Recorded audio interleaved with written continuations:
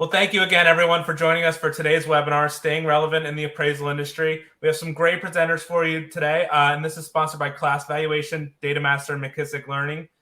Mel, I'm going to hand this over to you and let you do the introductions of the presenter and talk about everything that we're going to talk about. Great. Thank you very much, Jim. Hello, appraisers, and welcome to an Appraisal Buzz webinar. Very thankful to our sponsors and the partnership that brought this together with Class Valuation, DataMaster, and McKissock Learning. This is the first of 4 webinars that we have planned for you in 2022. We hope you'll enjoy this one, but then also join us for the ones in August, October, and December. Today's topic is staying relevant in the appraisal industry. I'm your host, Mel Black, and I do invite you to submit your questions in the Q&A. We'll get to as many of those as we can, and they're probably going to be more toward the end of our presentation. We've got a group of presenters here that I think you're going to enjoy very much. I think they bring a lot to the table and know what they're doing.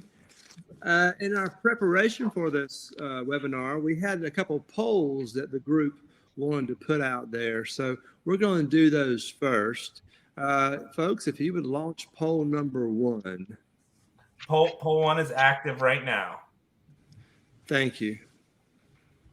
How many years appraisal experience do you have? 1 to 3, 3 to 10, 10 to 20, and 20 plus. This is a common question that many of us get from appraisers, either teaching or in other formats. Sometimes you look around the room and you see maybe a trend of age heading in one direction or another, particularly a decade or 2 or 3 ago.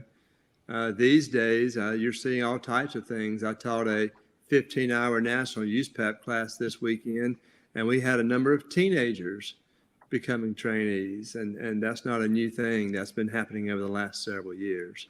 So very interested to see how our poll turns out today.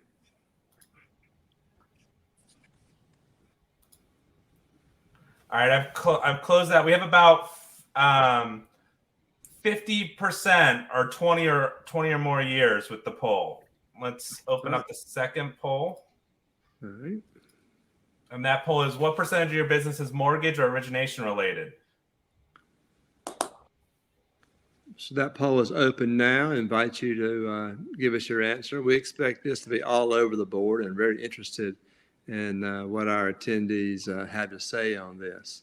I think the panel and we know folks who are maybe 99% in that area, and some are almost 0% in that area, and everywhere in the middle. So interested to see what you have to say.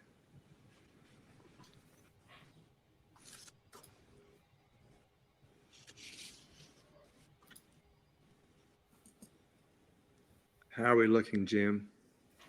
Looks like we have about 60% that are in the 75% to 99% range. Mm-hmm. And about 6% have less than 25%. So I'll get ready to close that as a couple more responses coming in. So it'll pop up for everyone. So Mel, I'll hand it over to you. All right, thank you. Appraisal practice is so full of opportunity. Not only in what many of us see to be the typical practice, as our poll maybe just bore out, of having a lender as a client and an intended use related to the mortgage transaction, but also a wide variety of appraisal practice opportunities that involve maybe not doing an appraisal or not doing an appraisal review, or maybe some opportunities involving technology, or that maybe take your skills that you've honed over the years as an appraiser and use those in a different way within appraisal practice, or maybe take those outside of appraisal practice into valuation services. So as an appraiser, how do you leverage technology? How do you apply your core skills in new ways? How do you take advantage of the flexibility of USPAP and do all this to stay relevant in today's world? Well, luckily with us today, we have 3 experts who are going to address those topics and possibly even more. We'll see where we're going with this. And I think we're very fortunate to have with us today Lamar Ellis, Matt Simmons, and Jared Preisler. Gentlemen, if you would, just take just a moment and introduce yourself. And we'll start with Lamar first, please. Well, hello. I can see my thing is a little bit unstable, but we're trying to correct it here. My name is Lamar Ellis, and I want to open your mind to drone technology. I'd like to thank Class Valuation, DataMaster, McKissock, and Appraisal Buzz for hosting this presentation and staying relevant in the appraisal industry. And I especially want to thank Paul Steinmetz, the marketing manager for Class Valuation, Jim Morrison, the VP of Marketing and Sales for Appraisal Buzz, and Mel Black, McKissock's Learning's Director of Appraisal Innovation, for moderating this. I got into, it was a 15-second report, drone privacy infringement, that actually got me into learning about drone technology. And I've made it my passion to learn as much as I could about what's going on in the drone industry. I am a designated appraiser. I hold the MAI and SRA designations through the Appraisal Institute. I'm also an approved instructor. Not only have I developed seminars and webinars on using drones for real estate, but I'm also on the FAA safety team as a representative and a drone pro for the state of Georgia. And I am the president of the Atlanta chapter of AEVSI, which is the Association for Uncrewed Vehicle Systems International. It's the largest drone organization in the world. I'm really looking forward to sharing with you some cool things today. So thank you. Great. Thank you, Lamar. I've got some questions already. Matt, introduce yourself if you would. Sure. Thanks, Mel. So my name is Matt Simmons. I'm the managing partner of Maxwell, Hendry & Simmons. We are a commercial and residential valuation services.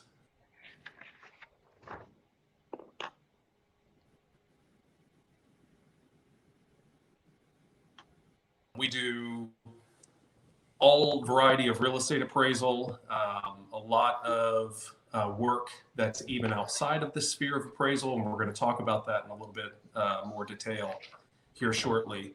I am state certified residential in Florida. I hold a broker's license as well here in the state, and spent about 4.5 years, I call it my tour of duty, on the Florida Real Estate Appraisal Board here in Florida, which was an incredible learning experience. I feel like I'm probably the only person that served on a licensing board and came off feeling more liberated as a professional than I did going on, which again will be part of the conversation here today as well. Lamar mentioned, obviously, thanks to Appraisal Buzz, Class Valuation, McKissock and DataMaster for organizing this. This is a much needed topic, so I'm excited to be here today. Thank you very much. Jared. Yes, Mel, thanks. And I'm grateful to be on with Lamar and Matt as well. My name is Jared Preisler. I'm a certified residential appraiser in the Utah area, northern Utah specifically. I'm started my 27th year as appraising just this year.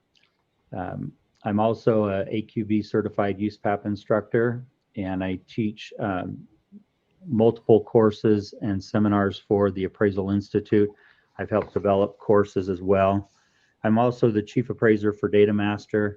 I have a fee appraisal business that I also stay kind of relevant. The technology that I'm going to talk about today and the tools and tips that I'm going to present a little bit later on are things that I use on a daily basis in my practice. And so I think I'm scanning through some of the Q&As here. Kip asked if we're going to get to some meat, and definitely, Kip, I think hold on, and we're going to get there. I'm especially going to give you some tips on how to stay relevant, especially as the market's changing, and maybe where your work where you get your work changes. So I'm passionate about real estate, and I've been very, very blessed that the profession has given back quite a bit to me And so I'm excited to share with you today. Excellent. Thank you, gentlemen. I appreciate those introductions. We are going to get to the meat of our conversation after our little 9-minute warm-up and introduction, so we're ready to rock and roll. Lamar, we're going to start with you. You have so many things to talk about, but I want to share this, is that sometimes we as appraisers see our peers with their nose to the 1004 grindstone. Maybe they're working to try to keep above water. They might have their heads down, focus on the typical mortgage work, and they don't look up to see other opportunities, maybe involving technology. Lamar, how do you see that? I think uncrewed aerial technology is revolutionary, and it gives those who understand it a better advantage in the highly competitive world of real estate.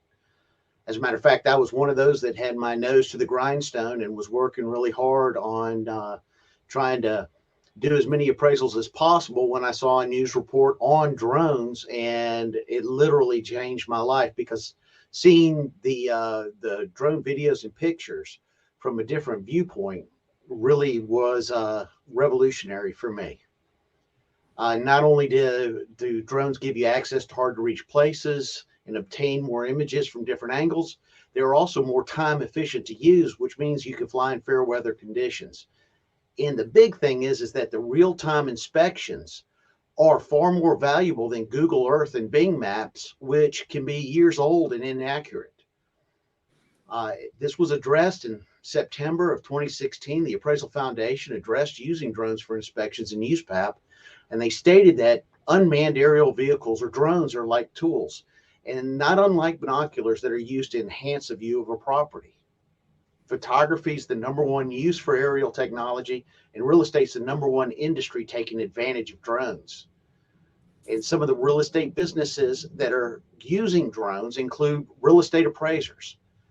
Drones are just another tool in your toolbox, and they can identify areas of interest, provide real-time inspection, and provide appraisers with some important property information, such as, does the property conform to the surrounding properties? Is there any new construction in the area? Where are the amenities of shopping, schools, and employment? How do you access the property? So why are drones a good fit for appraisers? Because appraisers discover and analyze large volumes of real estate data and report that data in a format that can be easily read and interpreted. Generated reports provide necessary information to make educated and informed decisions on real estate. For real estate brokers and agents, drones provide unique marketing material. Multiple properties can be viewed from the comfort of a home or an office before visiting a site. Insurance companies are using drones for baseline assessments.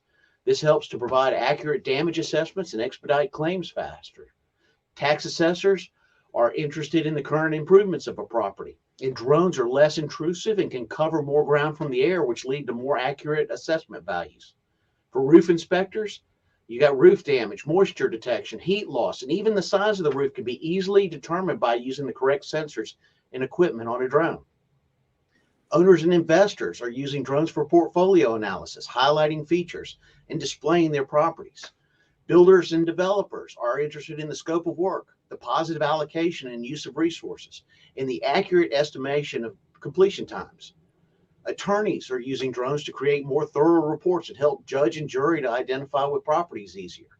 City planners are using aerial photographs and videos to aid in the development of green communities.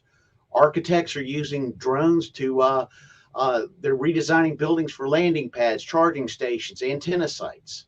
So if you think about it, look at all the opportunities that are in regards to one singular specific property. Properties can be developed into 3-dimensional models and 2-dimensional orthomosaic maps.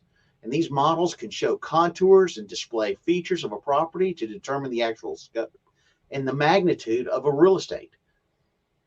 The biggest misconception about using a drone is that the clients are paying you to fly. No, they're paying you for the data. And the drone can gather data that was previously unobtainable or cost prohibitive. Now, drones are still a proof of concept business model to a lot of companies, but clients see the value. They just don't know how to pay for it. So if you can find that client that's willing to pay for the data, it'll dramatically offset your initial investment. And finally, whether you want to incorporate drones into your practice or not, I predict there's going to come a time when an aerial inspection benefits you. It's essential that you understand what this technology can do and discover the correct questions to ask to mitigate your risk in flying in an assignment. Adding innovative technologies such as drones give appraisers new opportunities and clients. So the key is to think outside the box. So thanks, Mel. Yeah, thank you. Lamar, follow-up question. When you did your introduction, you mentioned the FAA. Are there any safety reminders as us as appraisers coming from what we do, moving over into drone usage? Any safety reminders we might want to be aware of? Definitely. There's operational rules to drones. And one of the things is that I've discovered, I've actually developed some remedial training for some of the wayward pilots here in the state of Georgia. And the big thing is that people buy a drone and they don't even look to see if there's any rules or regulations that go along with it. And so if you're going to fly for a commercial use, it's called Part 107. You need a Part 107 certification. And that requires you to take a test and to take a training class. If you pass it, you'll have the certification to fly. Also, you need to register your drones too. So it's that's one of the things that I'm trying to educate people on. Good. Thank you, Mel. Yes, Lamar. Thank you. Thank you. I look forward to moving forward in our discussion time. Matt, you're next. It seems like you and I share an affinity for Advisory Opinion 21 on USPAP compliance. We met each other last week for the first time and feel like we're kindred spirits already. I think we understand the variety of activities within appraisal practice. I think you can make a real good case for taking those skills, and as an appraiser who maybe is doing mortgage work, maybe there's a slowdown, how might that appraiser use those skills to provide other services? What are your thoughts? Yeah, so I'm going to ask a question that might seem kind of obvious, but I would ask of the attendees, what business are you in? Which again might seem obvious given that this is an Appraisal Buzz webinar, and we all tend to generally think of ourselves as appraisers. But I'm going to hopefully introduce some thought to you that might turn that around a little bit and kind of change at least the way that you view your business, what business you're in, and also most importantly, what is your business's core competency? So when we talk about remaining relevant, that's a fundamental question, I think, going back to answering that question of, okay, well, you know, what exactly do you do? What value do you add in the process? Do people value your opinion, or is whatever product you're providing just checking a box for someone in a transaction? What separates you from competition? And what problems exist in the market that your skill can solve that may not directly connect to appraisal or appraisal practice? So, Mel, the image you referenced, I'm going to ask everyone to kind of cite this, mark it down. Please look this up later. Advisory Opinion 21 within USPAP has an image that I call kind of the valuation services sphere. It's on page 111 of USPAP. Again, Advisory Opinion 21. And I'll just tell you more broadly within Advisory Opinion 21, that is the appraiser's Declaration of Independence, okay? So you should be completely familiar with what AO 21 says backward and forward, what it gives you essentially a roadmap to be able to do as a valuation services practitioner. But to the question about, you know, what's your core competency? What do you do?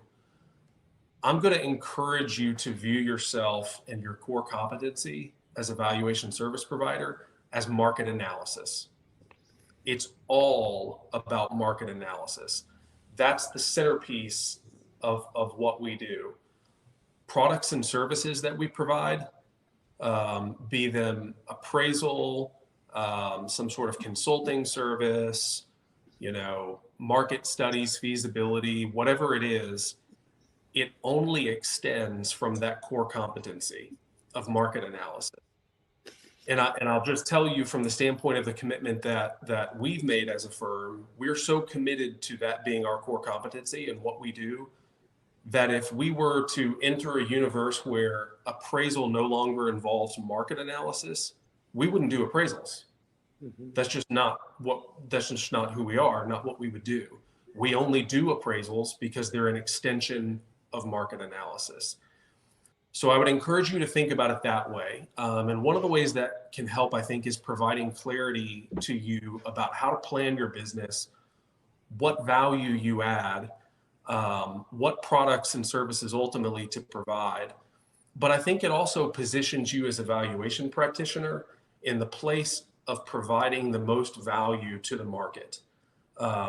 I'll take a little bit of liberty here. I've said this before, but I've taken issue with times when appraisers have referenced third-party inspections, and there's been this general comment about, the third-party inspector or the app can't smell the cat pee.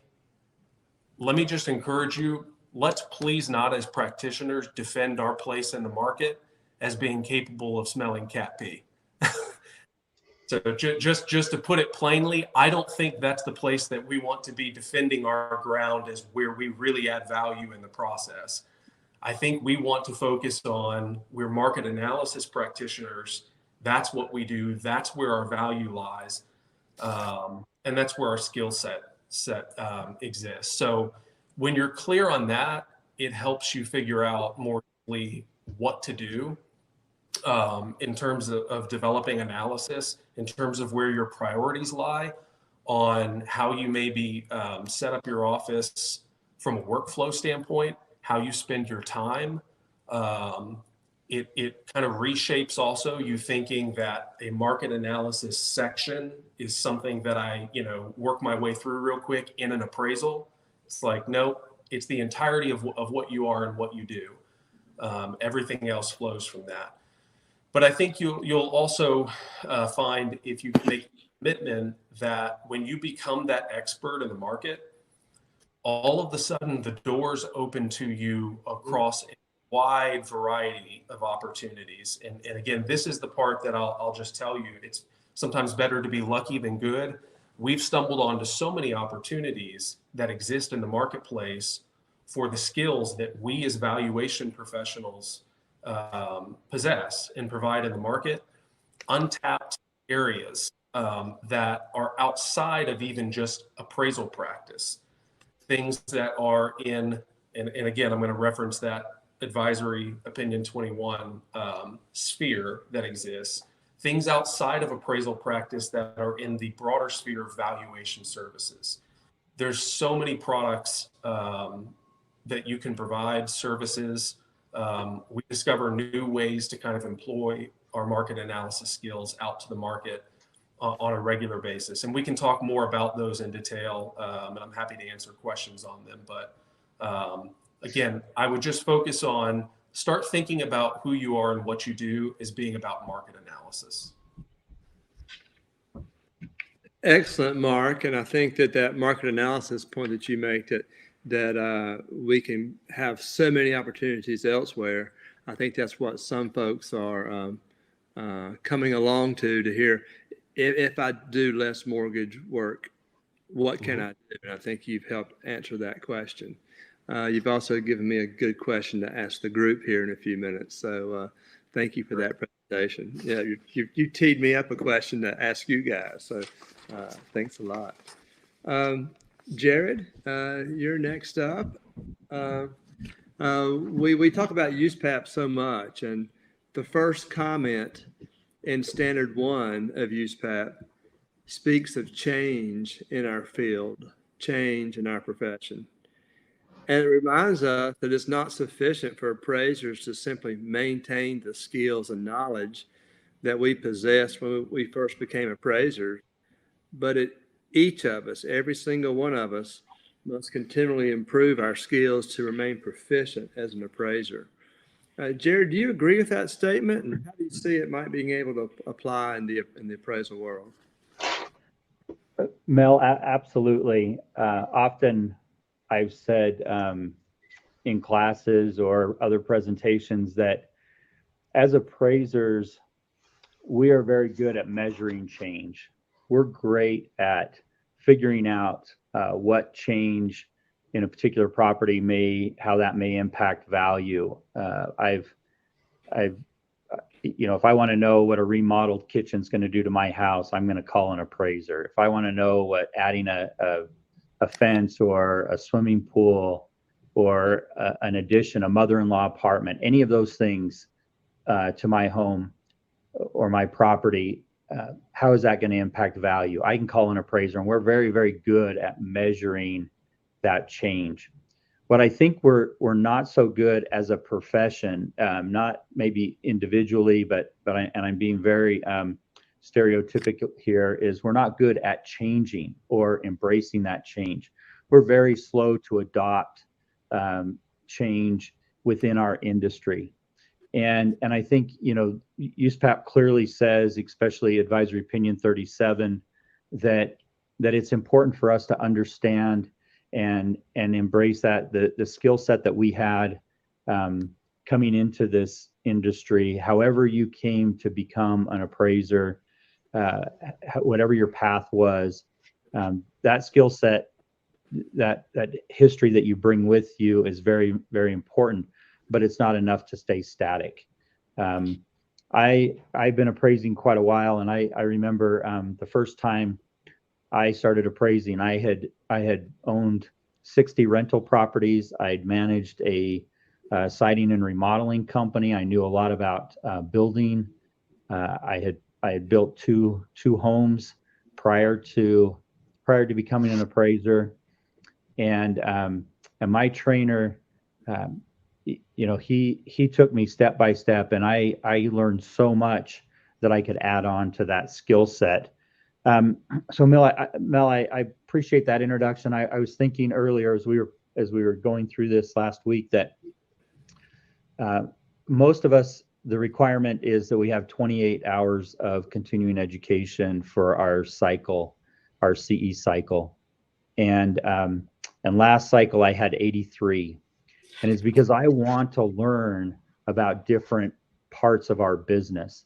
I want to become better, and I think as we're talking today, some of the meat of what what you should be gleaning from this is how to prepare or use what you've already done as preparation, as a foundation to expand where your dollars are coming from, because it's not enough to see yourself anymore as an appraiser. Matt brought up a very good point, and I want to piggyback off of it for just a second.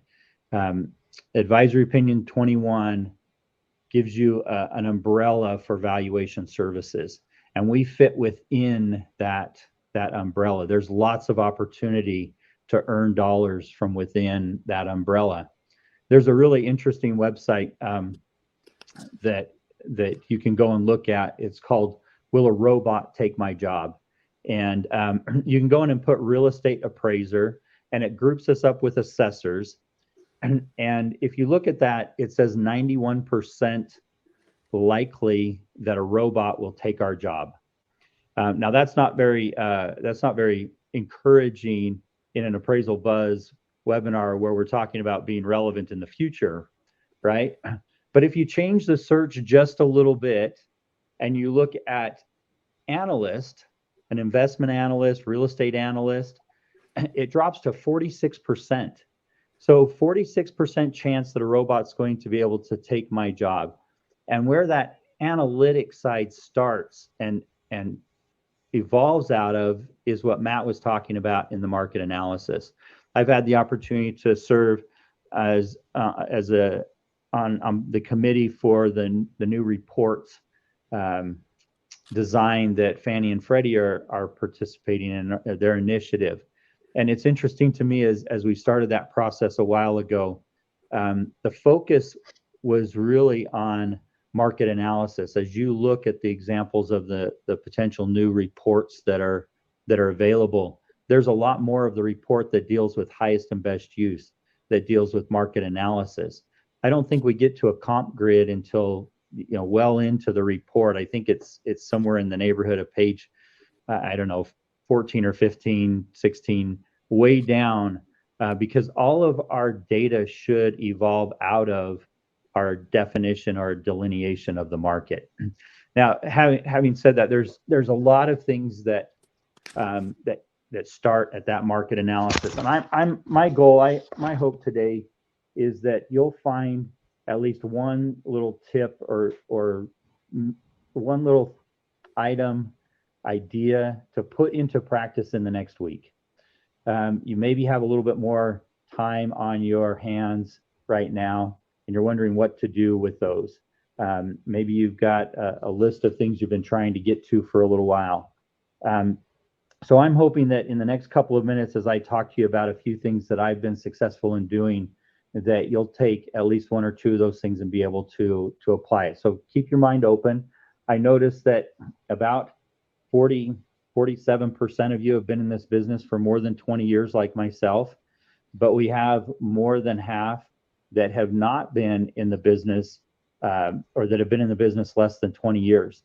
And about 30% of you less than 10 years. And so you maybe have not seen a market that has shifted like we see right now. First, welcome to the business. Thank you for coming. We need more. This is a bright time, and the future is very, very bright for us.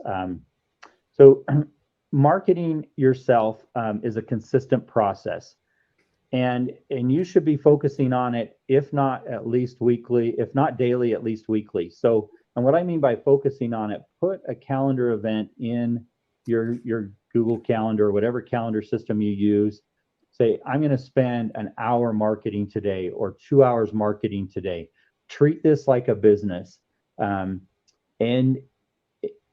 as you look at the things that you can do to market, I'm going to give you a couple of suggestions of some things that have worked very well for me. Put together, first of all, some marketing material, some meaningful appraisal-related topics that you can call some real estate brokers or loan officers.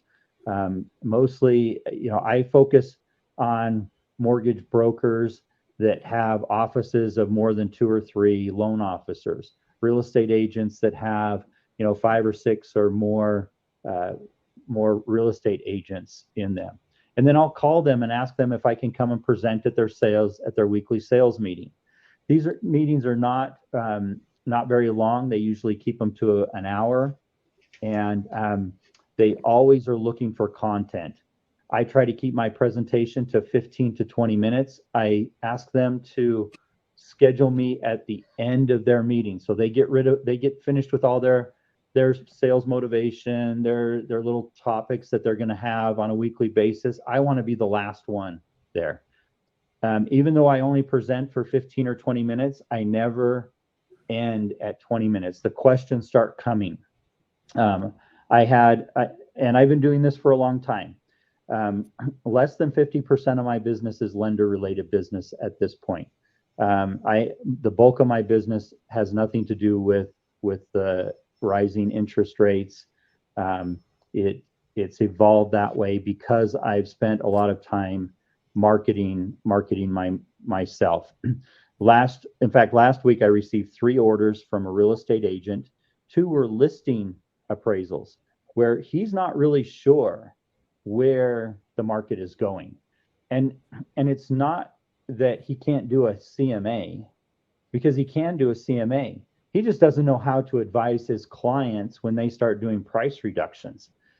And so what he's really asking me for is not a listing appraisal, but a market analysis, and even a level C market analysis where I'm doing a bit of forecasting.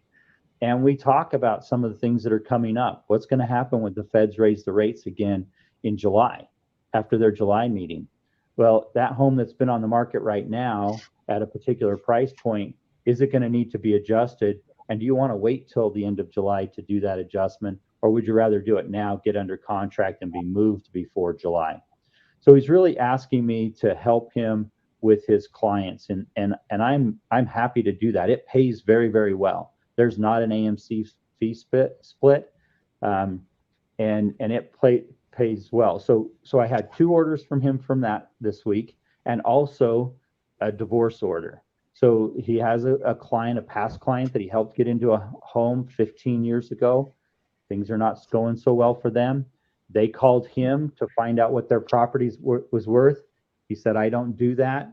My friend Jared does. Here's his phone number. He is good on an annual basis for the last 15 years for between 10 and 15 orders a year. They don't all come in bunches, but I can look back through the history and see that he has been the source of between 10 and 15 orders. And I know in your market, you're going to have 10 or 15 agents that, as you market to them, are going to come out of, are eventually going to trust you and send you that work. The other thing that tends to come out of these presentations, somebody I saw had a question about ANSI and how that works. I'm doing a lot of sketch work right now. And I think there's some great tools for doing some sketching. My market, it's very lucrative. The fees that I'm getting are better than my regular hourly rate for doing a sketch. I do them to ANSI standard. I have a system down for what I provide to the real estate agent, and I even see some of my sketches show up in the listing on the MLS as an addendum or an attachment to their listing. I provide them with a special attachment PDF that they can attach to that doesn't have any confidential information on it. And so that's something that comes out of these broker meetings that I do. I've put together, and I know you're not going to be able to see it on here. Maybe I can show you. I put together a list of the top 50 questions that are asked to me by real estate agents and loan officers. And then I broke them into 9 major groups. The first one is highest and best use. When they ask me a question and it applies to highest and best use, I add it to my list. ROVs, reconsiderations of value, corrections. What do we do? How do we do that? Adjustments. How do you support adjustments? Reconciliation, square footage analysis, and ANSI. That's a main topic. I used to have 8. Now I've got 9. Added that 9th category. Scope of work comes up quite a bit. Market conditions, time adjustments, market analysis. That all is a major topic that I'll address. What's the difference between FHA/VA and conventional on an appraisal? That's a great question. One of the top questions right now has to do with accessory dwelling units. When we're looking at housing shortages, agents and brokers, they're looking at this feature called an accessory dwelling unit. Is it really an accessory dwelling unit, or is it simply a kitchen in the basement or an outdoor kitchen? Can it really be marketed as an accessory dwelling unit? So I would start gathering those questions, putting them together. What's relevant, the top 50 in Utah in my market may not be the top 50 in Matt's market. In fact, we were talking last week, and it was very, very different. I had an assignment to do a 55 and older rent analysis in a 55 and older community. In Utah, I don't have that data. Matt was laughing because he's got gobs of that data in South Florida. And so for your market, you've got to come up with the 50 top and break them into main categories. So when you go into that broker's office, you can talk intelligently for 15 minutes. And then, show up early, show up 20 minutes before their meeting starts. You may be thinking to yourself, I can't get in front of people. This is something that I can't do. I would say you probably the first couple of times you might be a little bit nervous. I'm sure Lamar, the first time he started flying a drone in a class, he was really nervous about it. But what am I going to hit? And we all have been in that case. But you're talking about something that you're passionate about, you're the expert on, And so take stock in the fact that you have some value and be confident in what you're doing. Also, one of the worst things that you can do is make up an answer on the fly. If somebody asks you a question that you don't know, and as a USPAP instructor, and Mel has been in this as well, if somebody asks you a question and you don't know, don't make something up. Say, I don't know, that's a great question. I haven't thought about that. Let me get back to you. And then get back to them. Go and find out the answer and then get back to them. That is something that you'll have much more respect from those that you're presenting to, and your business will grow faster if you're upfront and honest with them and you follow up. And so one other marketing idea for in your area is the idea, I partner a lot with commercial appraisers in my area. Today, our focus is mostly residential. I think folks that are on here are mostly residential appraisers. You have commercial appraisers in your area that do some very complex work, and maybe they're doing some eminent domain work. They're doing some yellow book work. They're doing some stuff that maybe seems odd to us as residentially focused appraisers. There's inevitably they're going to come across a situation in which there's a residential component within their assignment. And honestly, commercial appraisers are not so great at residential components. And so I market to the commercial appraisers. I let them know that I'm happy to help them and assist them. I'll prepare a report that becomes part of their report. I don't sign their report. There's a lot of USPAP issues, and you want to make sure that you're following USPAP, and they can help you with that.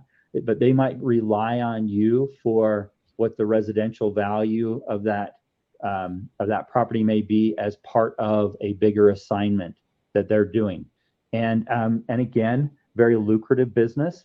The other thing I would say is when you're doing non-lender work, you need to set up a system within your office. We have an order form in our office. We have a checklist for every report. It's a lot easier to get sloppy in non-lender work. You don't have the advantage of second eyes on your report, of going through a tool that maybe looks at your report for errors or inconsistencies. And so having a system in place will keep you out of trouble, and will help you to make it a very systematic, especially when it comes to asking the questions about who's my client, who's my intended user, what's the intended use, what's the due date. If you miss due dates, your credibility is going to go down. And so those are some of the things that I would say as far as marketing yourself. One thing that I'd like to focus Jared, a little bit on.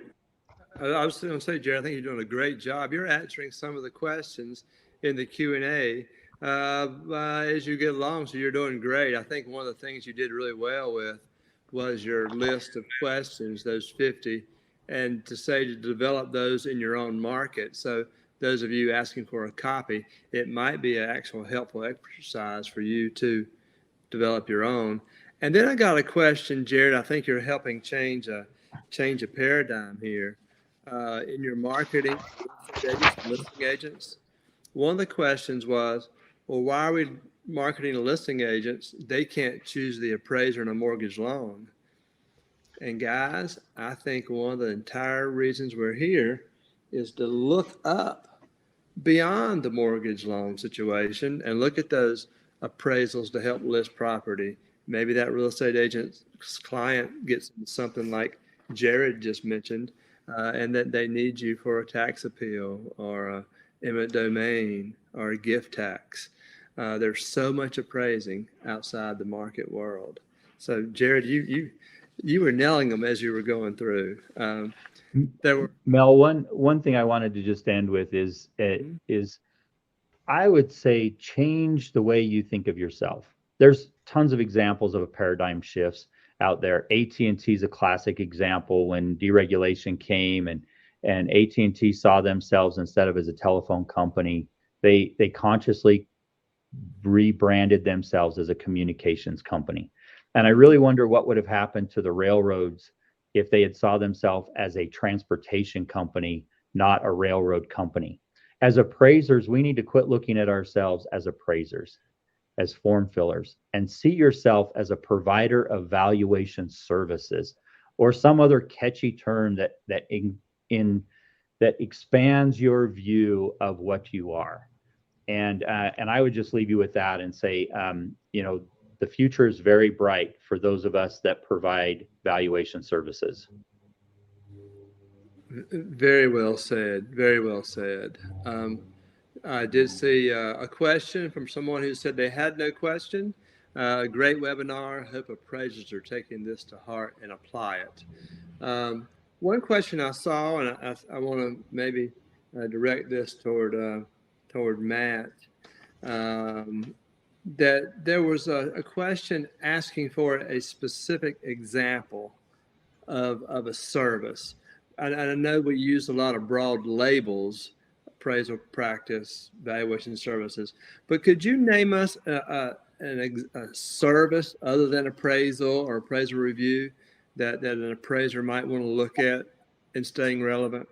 Yeah. So, I mean, I could name probably a dozen, but I'll focus on a couple leads that are specific things that people can look into and think about. One of them is tax appeal work. You can certainly do that in the context of appraisal practice, but we actually do a lot of our tax appeal work outside of that context in a valuation services consulting capacity. Again, I referenced advisory opinion 21 earlier. There's a great explanation of how you can do that. Let me just go ahead and throw some shock and awe out at everyone here.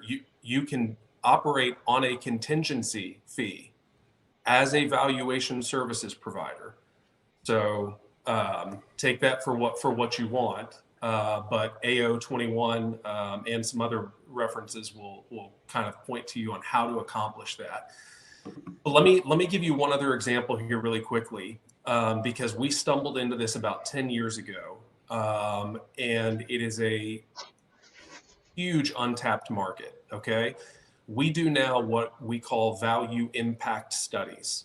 All right.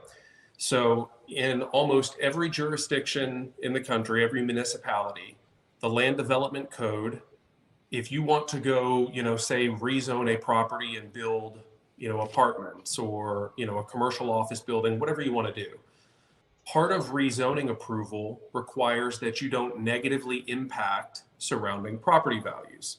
Of course, we deal with that all the time through external obsolescence when we're looking at properties on a fee basis. What we discovered about 10 years ago, inadvertently by getting pulled into a land use case, is that no one was addressing that issue in the land development process from the valuation side. Planners of the developer might address it, maybe municipal staff might touch it in some capacity. But, if you go in for approval on a project, you've got to demonstrate that, your traffic hits the requirements, and there's got to be a traffic engineer and a report for that.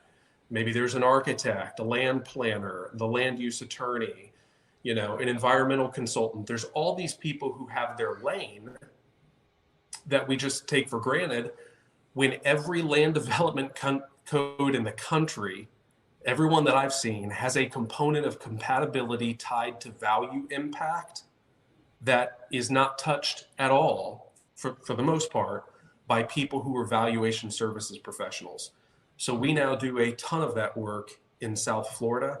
And honestly, the market for that is still largely untapped. We're even getting asked at times to do that out of market. So that's one really specific example right there. But again, there's probably eight to 10 of these that we could dig into the weeds on of exact services and products that you can provide. Wow. Excellent examples. And I hope some of our listeners take those to heart. Lamar, could an appraiser who becomes qualified to use a drone, could they use a drone for square footage or finding utility lines and things of that nature and get paid for that? They can. The trick is that will the market accept the results of what you're doing out there? I can measure a piece of property within a 2 centimeters of difference for accuracy. However, is the market willing to accept the results that I come up with? And that is something that's going to change over time as it develops more and more. As a matter of fact, there's photogrammetry, there's LiDAR, there's various ways of looking at properties. And the interesting thing is that appraisers that I've they look at properties in just the valuation side. But if you think about it, you're doing an insurance replacement cost, and you're doing the appraisal can be used for builders and can be used for the homeowner. So there's a lot of other things that can be tossed in when you toss a drone into the equation.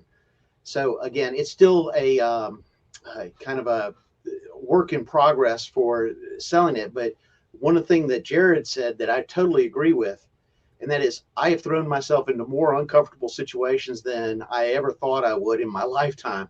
And every one of those, every time I do, I get a little bit more experience, and I get a little bit more challenged, and I become a little bit more confident in what I do. So again, drones aren't for everybody, but you're going to have to learn the technology just so that you don't become liable if you hire somebody that doesn't know what they're doing. So Excellent. Thank you. I have spent a good many years, couple of decades, traveling my home state, North Carolina, speaking to appraiser groups and teaching appraisers CE and qualifying education. And there's one particular appraiser in one particular town who early on, I think at a break, let me know that they do zero mortgage work. And we chatted about how they have this marketing plan. And Jared, you two are cut from the same cloth, because every week they had an idea how they were going to market themselves to attorneys, CPAs, and real estate agents. And as I would see them every year at a CE class, they would say, shh, secret. And because when everybody starts to complain about the mortgage world, and well, I didn't get the address right, I get this call back, or the AMC asked me to do this, or the agent wants me to look at forced sales that aren't even comps, this person sitting there by the side just smiling and saying, I don't get that. And I get really, really good fees that I keep all of it. And so that person has asked me not to identify them, so I'm not. But they've been doing that probably about 15 years, and they're very happy that way. So I encourage you all to listen to what our three experts have had to say. Excellent comments. Gentlemen, we've got about 6 minutes left. Anything that you heard from another person's presentation that you want to address or add on to?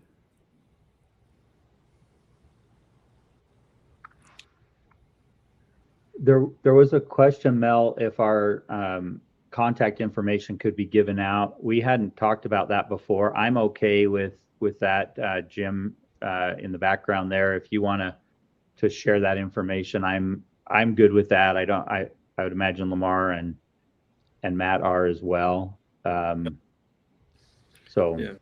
yeah. I'm fine with it as well, and absolutely. We do. Yeah, we do have a. I'm sorry.